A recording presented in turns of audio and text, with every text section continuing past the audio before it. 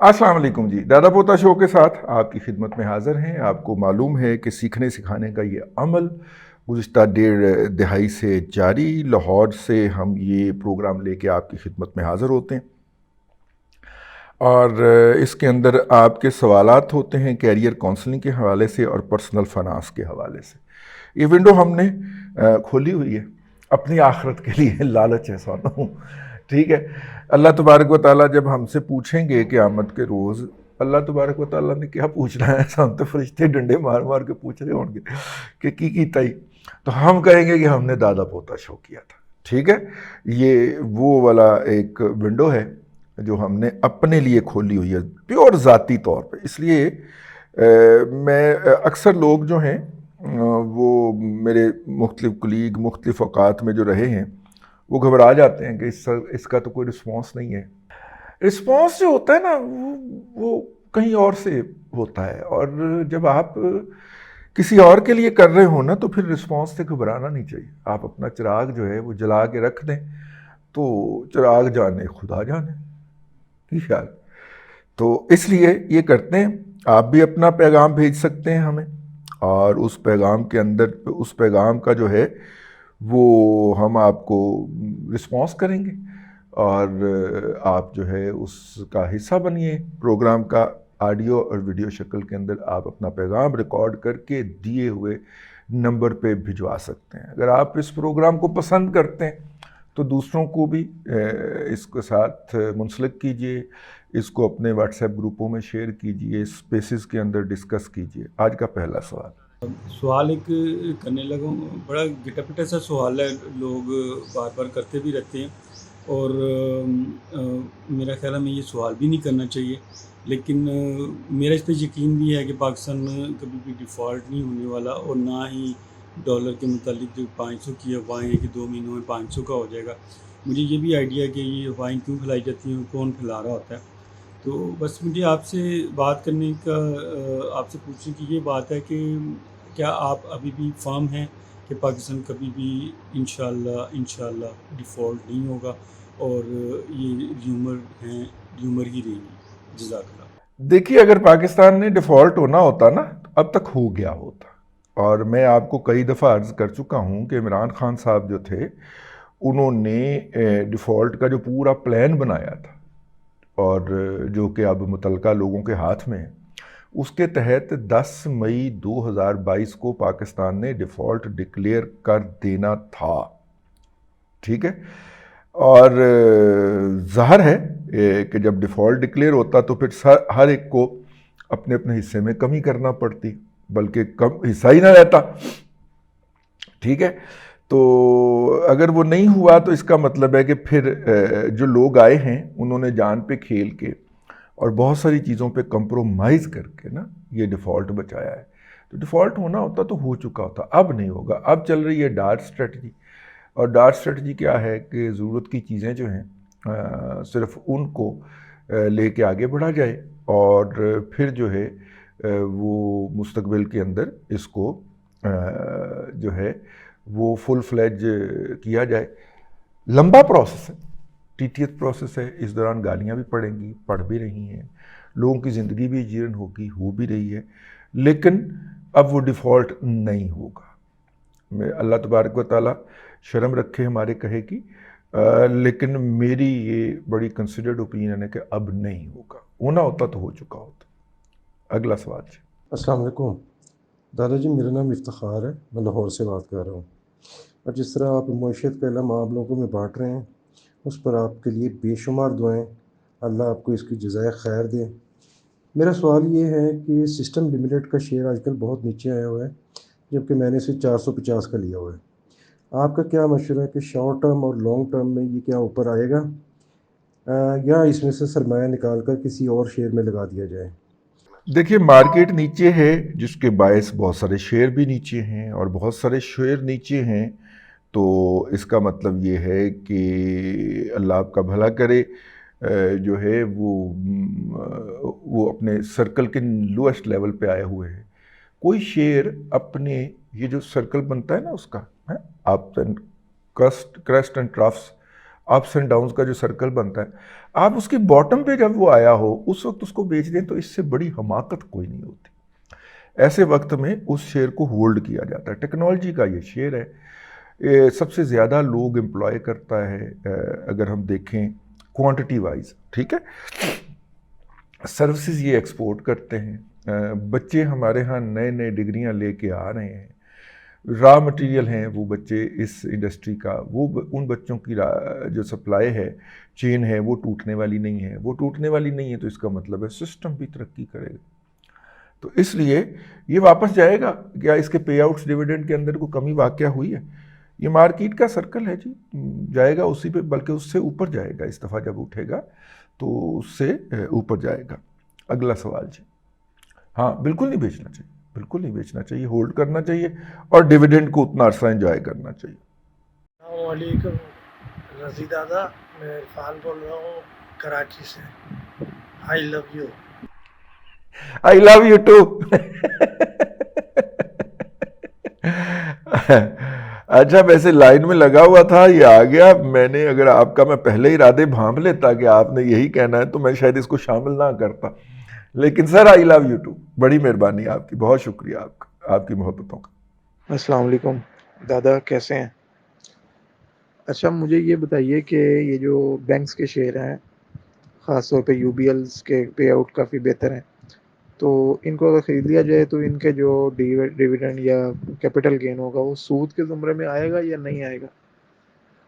تو مجھے تھوڑا سا کلیئر کریں، بڑی کنفیوژن ہے، کیونکہ مولویاں دی گل تو سانو یقین کوئی نہیں، پتہ نہیں کی کہندے نے۔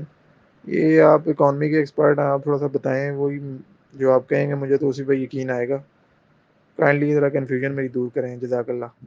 دیکھیے بات یہ ہے کہ سود کا کاروبار کرنے والا، سود لینے والا، سود دینے والا اور سود لکھنے والا، ان سب کے بارے میں وعید فرمائی گئی ہے، کوئی شک کی گنجائش ہی نہیں ہے، ٹھیک ہے۔ تو اس لیے میں تو بہرحال اس کو انٹرسٹ بیسڈ ہی سمجھتا ہوں، اور اس کا جو سود کی کمائی سے جو نفع آ رہا ہے وہ بھی اسی کے اندر جائے گا۔ تو اب آپ کا دیکھنا پڑے گا کہ آپ کی کیا حیثیت ہے۔ میرا مطلب ہے کہ اگر آپ جو ہے وہ کیا کہنا چاہیے جس کو کہ وہ نہیں ہیں، اللہ آپ کا بھلا کرے، مطلب کہ ہیں وہ ٹھیک ہے نا، سیلف ریلائنٹ نہیں ہیں، ڈسیبل ہیں، کمائی نہیں کر سکتے، تو پھر تو بعض صورتوں کے اندر یہ ہو جاتا ہے، لیکن وہ بعض صورتیں جو ہیں وہ امام ابو حنیفہ کے ہاں الاؤ نہیں ہیں، یہ میں آپ کو بات ایڈوانس میں بتا دوں، وہ دوسرے فقہا کے ہاں ہیں۔ تو ہمارے ہاں جو لوگ ہیں جو کسی بھی خاص فقہ کو فالو نہیں کرتے تو وہ تمام فقہا کی اچھی اچھی باتیں جو ان کی فیور میں جانتی ہوں وہ چن لیتے ہیں، تو لیکن امام ابو حنیفہ کے ہاں تو کوئی گنجائش نہیں نکلتی اس حوالے سے، تو یہ انٹرسٹ کے مت میں ہی آئے گا۔ میں کوئی مفتی نہیں ہوں، لیکن جو میرا کم علم یا کم فہم ہے میں اس کے مطابق عرض کر رہا ہوں۔ اگلا سوال ذاکر رحیم صاحب کا جی۔ السلام علیکم دادا جی، ذاکر رحیم بات کر رہا ہوں۔ دادا جی میں اس ٹائم انسپیکٹر کوآپریٹو ہوں لاہور کے اندر، تو میں نے آپ سے یہ ایک سوال پوچھنا تھا کہ میں فارکس ٹریڈنگ سیکھنا چاہتا ہوں، اور آپ سے پوچھنا تھا کہ فارکس ٹریڈنگ کو کہاں سے سیکھوں، اور کیا ہم فارکس ٹریڈنگ کو ایز اے کیریئر یا ایک پروفیشن کے طور پہ لے کے چل سکتے ہیں، اور فارکس ٹریڈنگ کا فیوچر کیا ہے؟ جزاک اللہ سر، بہت بہت شکریہ۔ دیکھیے فارکس ٹریڈنگ جو ہے وہ ایک بہت بڑا سمندر ہے، اور اس سمندر کے اندر بہت بڑے بڑے مگرمچھ بیٹھے ہوئے ہیں، ٹھیک ہے، اور وہ مگرمچھ جو ہیں وہ اگر صرف دم ہلا دیں، صرف دم ہلا دیں تو آپ کی نسلیں اڑ جائیں گی، ٹھیک ہے نا۔ فارکس ٹریڈنگ کے اندر گینز بڑے خوفناک ہوتے ہیں، اتنے گین ہوتے ہیں کہ لوگ ملکوں کے ملک خرید لیتے ہیں، لوگ ملکوں کے ملک اجاڑ دیتے ہیں۔ جارج سوروز نامی بندے کا نام آپ نے سنا ہوگا، وہ پورے 7-8 ملک جو تھے فار ایسٹ کے اجاڑ کے نکل گیا تھا، وہ فارکس کے اندر ہی پلے کرتا تھا۔ اگر آپ کو نہیں یاد تو میں عرض کر دیتا ہوں، وہ فارکس کے اندر ہی بڑا پلے کرتا تھا، اور تھائی لینڈ کے بھات کے اندر اس نے سٹہ بازی شروع کی تھی، اور تھائی لینڈ کے ارد گرد ویتنام، یہ وہ ملائیشیا سمیت پورے مشرق بعید کا اس نے رگڑا نکال دیا تھا۔ 1998 کی بات میں آپ کو بتا رہا ہوں، ٹھیک ہے. اور اس کا امپیکٹ جو ہے وہ دنیا پہ بھی آیا تھا، لیکن اگرچہ اتنا نہیں آیا تھا، لیکن اس کا امپیکٹ جو تھا وہ دنیا پہ بھی آیا تھا. تو اس لیے میں آپ سے عرض کروں گا کہ وہ نہ مطلب کہ ہم فوریکس کے اندر دیکھیے، فوریکس کے اندر نا آپ کے پاس بہت سارا نا سرمایہ ہونا چاہیے. مطلب اگر ایک دن کے اندر آپ 10-15 کروڑ روپیہ لوز بھی کر جاتے ہیں تو آپ کو ایک لمحے کے لیے بھی فکر نہ ہو. ٹھیک ہے نا. اب مسئلہ یہ ہے کہ آپ ادھر ادھر سے پکڑ پکڑ کے 10-15 ہزار ڈالر کے ساتھ جب اس مارکیٹ میں گھسیں گے تو you are bound to lose, کیونکہ جب تک اس کے گین ہونے ہیں تب تک کی آپ کے پاس سسٹینیبلٹی ہی نہیں ہوگی. آپ اتنی دیر تک سٹے ہی نہیں کر پائیں گے، سسٹین ہی نہیں کر پائیں گے. تو آپ وہاں پہ جا کے کیسے پوزیشنیں لیں گے اور اچھے وقت کا انتظار کریں گے یا ان لمحات کا انتظار کریں گے کہ جب جو ہے وہ فوریکس کے اندر آپ کا گین ہو. ٹھیک ہے نا. میں فوریکس اور کموڈٹی کے اندر عام پاکستانیوں کو مداخلت کرنے دینے کے حق میں نہیں ہوں بھائی، ڈر لگتا ہے. تو جو اپنے لیے سوچو وہی اپنے بھائی کے لیے سوچو. مجھے بہت زیادہ یہ جو سنی سنائی باتوں پہ اور 2-4 ولاگ دیکھ کے لوگ شروع ہو جاتے ہیں، اس سے بڑا خوف آتا ہے. تو اس لیے نہیں بھائی، ہم نے فوریکس کا کام شروع نہیں کرنا. آپ نے فوریکس کا کام اگر آپ کو آتا نہیں ہے نا تو پھر آپ نے یہ نہیں کرنا. پہلی تو یہ بات ہو گئی. دوسری بات یہ ہے کہ دیکھیں، پہلے تو نہ آپ کے پاس کوئی 4-5 لاکھ ڈالر کا سرمایہ ہے، جو کم از کم ہونا چاہیے. 4-5 لاکھ ڈالر کی بات کر رہا ہوں. ٹھیک ہے. 15-16 کروڑ روپیے کی بات کر رہا ہوں. نہ آپ کے پاس کوئی بہت بڑا جسے کہنا چاہیے وہ کوئی R&D کا سسٹم ہوگا. ابھی تو آپ سیکھنے کے مراحل کے اندر ہوں گے، تو سیکھنے میں کوئی حرج نہیں ہے. بہت ساری آن لائن کلاسز ہوتی ہیں، بہت سارے آن لائن ٹیوٹوریل ہوتے ہیں، ان کو جوائن کریں، وہاں سے سیکھیں. لیکن میں ذاتی طور پہ اس کے حق میں نہیں ہوں. سیکھیں اور اس نالج کو اکٹھے کرتے جائیں.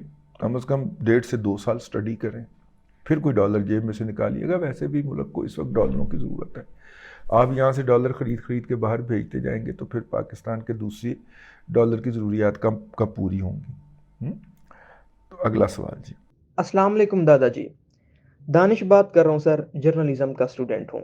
سر آپ کو کافی عرصے سے دیکھ رہا ہوں، آپ کی ماشاءاللہ کافی لمبی اور گہری نظر ہے جرنلزم پر، اور خاصی گرپ بھی ہے. سر میرا سوال آج یہ تھا کہ ہم اسٹوڈنٹ لائف سے ہی جرنلزم میں کیسے سٹارٹ اپ لے سکتے ہیں. سر میرے خیال میں وہ دور نہیں رہا کہ ڈگری کر لیں گے، اسٹوڈنٹ لائف کے بعد مارکیٹ میں جا کر دیکھیں گے کہ ہم نے کیا کرنا ہے، کیسے کرنا ہے. وہ زمانہ میرے خیال میں گزر چکا ہے. دنیا جس تیزی کے ساتھ چل رہی ہے، میرے خیال میں ہر لمحہ ہمارے لیے کچھ نہ کچھ کرتے رہنا ضروری ہے اگر ہم نے اس دنیا میں سروائیو کرنا ہے تو. اس لیے سر میں سوچ رہا تھا کہ اسٹوڈنٹ لائف سے اگر ہم اس چیز میں سٹارٹ اپ لیتے ہیں، جرنلزم میں سٹارٹ اپ لے لیتے ہیں، تو اس کے لیے ہمیں کون سے قدم اٹھانے پڑیں گے. اس وقت سر مسئلہ تھوڑا سا یہ ہے کہ فیلڈ میں جا کر رپورٹنگ کرنا فی الحال ممکن نہیں ہے. اگر ویب چینل ہم بناتے ہیں تو کون کون سے ایسے اقدام ہیں یا کون کون سے ایسے اسٹریٹجیز ہیں اس کو اپنا کر. باقی یہ ہے کہ سر سارا دن یونیورسٹی کے بعد، کلاس کے بعد انہی نیوز میں انہی سیاست دانوں کو دیکھتے سنتے گزرتا ہے، اور خاصا انٹرسٹ بھی ہے ان چیزوں میں سر.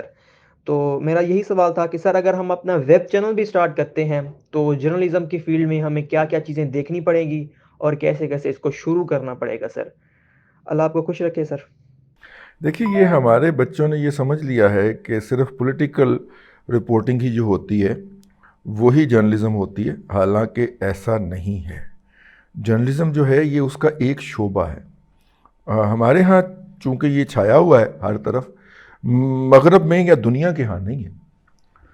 مطلب کبھی آپ نے پولیٹیکل رپورٹنگ کی بجائے کبھی آپ نے سوچا اس کے اوپر کہ آپ مجھے زبان سے آپ سرائیکی وسیب کے رہنے والے لگیں، یا کم از کم آپ کی زبان وہیں کی ہے کہ سرائیکی جو ہے اس کے یا اسلے وسیب کے، جو کہ ظاہر پنجابی کا ہی ایک لہجہ ہے، وہاں پہ رہنے والے لوگوں کے جو حالات ہیں ان کے حوالے سے. کبھی یہ یزمان کی طرف جائیں تو وہ لوگ جو کہ صحرا کے اندر آباد ہیں، اور صحرا کے اندر انہوں نے کس طرح کے گھر بنایا ہوا ہیں، صحرا کے اندر ان کا گزارا کیسے ہوتا ہے. اب یہاں پہ اگر لاہور میں ٹیمپریچر آج کل 44-45 پہ پہنچ گیا ہے تو وہاں پہ تو الٹیمیٹلی 48-49 پہ ہوگا نا. تو اتنی گرمی میں, اتنی سخت گرمی میں اور اتنی گرم دھوپ میں اور اتنی گرم ریت پہ وہ گزارا کیسے کرتے, ان کا رہتل کیسے, ٹھیک ہے نا, اور وہ زندہ بھی رہتے ہیں, ان کے جانور کیسے گزارا کرتے ہیں. یہ بھی جرنلزم ہے بھائی, آپ کو شاید کسی نے بتایا ہی نہ ہو. میں ویسے ہی ایک مثال کے طور پہ بات کر رہا ہوں. لوگ ٹریولاگ کرتے ہیں, مثلا جو ہے وہ بڑے مشہور ہیں, وہ فہیم بھائی جو ہے وہ ریلوے کے ٹریولاگ بناتے ہیں. ریلوے میرا رومانس ہے, میں ان کا ولاگ ریگولرلی فالو کرتا ہوں اور دیکھتا ہوں, اور وہ مجھے بتاتے رہتے ہیں کہ کہاں سے کہاں جانا ہے اور کہاں سے کس طرح جانا ہے, اور وہ پھر راستے کی فلمیں دکھاتے ہیں. ایک کو تارڑ صاحب ہے, تارڑ سپورٹ, وہ ریلوے کا ولاگ کرنے سعودی عرب پہنچ گئے, ٹھیک ہے, وہاں کی ٹرینوں کے اوپر ولاگ کر رہے ہیں. انہوں نے اپنا شعبہ صرف اس میں رکھا ہوا ہے. اب دیکھیے ایک اور ویب سائٹ ہے, مجھے ڈیفنس کی چیزیں بھی دیکھنے کا بڑا شوق ہے, IDA انٹرنیشنل ڈیفنس انالیسز ہے, ٹھیک ہے. وہ پتہ نہیں کون صاحب ہیں, نام انہوں نے کبھی نہیں بتایا اپنا, لیکن بہت پروفیشنلی وہ کرتے ہیں. اگرچہ تنخواہ انہیں ترکی سے ہی آتی ہے, تو ترکی کے حوالے سے وہ ذرا مطلب کہ کنی مارتے ہیں, تو آپ ترکی والا مواد اس میں سے مائنس کر دیں. اگر آپ کے اندر جرنلسٹک تھوڑی سی سینس موجود ہے تو ترکی کا پروپیگنڈا بھی ساتھ میں کر جاتے ہیں, ٹھیک ہے. لیکن ڈیفنس کے حوالے سے بڑا ریلیونٹ اور بڑا جو ہے وہ بہترین ہے, تو وہ بھی جرنلزم کار ہے. تو اگر آپ نے یوٹیوب کا جرنلزم کرنا ہے تو بہت سارے اور شعبے بھی دیکھے جا سکتے, ٹھیک ہے. وہ بھائی جان آپ تو اگر ولاگ بنانے کی کوشش کریں, یہ جو گنے کا رس آج کل ریڈیو کے اوپر بکتا ہے, اس کے اوپر, اور گنا کہاں سے آتا ہے شروع کریں نا ذرا, گنا کہاں اگایا جاتا ہے, پھر وہاں سے چلتا ہے, پھر ٹرالی کے پیچھے پیچھے لے کے موبائل چل پڑے, پھر وہ گنا پہنچتا ہے, پھر منڈی میں بکتا ہے, پھر بک کے نیو کیمپس میں نہر کے کنارے آ کے کھڑا ہو جاتا ہے, اور پھر وہاں سے اس کو کاٹ کاٹ کے مشین کے اندر تنا جاتا ہے, اور پھر اس کا رس نکلتا ہے, اور پھر رس لوگ پیتے ہیں. پھر ان کا تاثر کیا ہوتا ہے, اس میں برف کیوں ڈلتی ہے, اس میں ادرک بھی ڈلتی ہے, اس میں لیمو بھی کس طرح وہ ڈالتے ہیں. یہ سارے یار بہت اچھے ایک سے زائد ولاگ بنتے ہیں.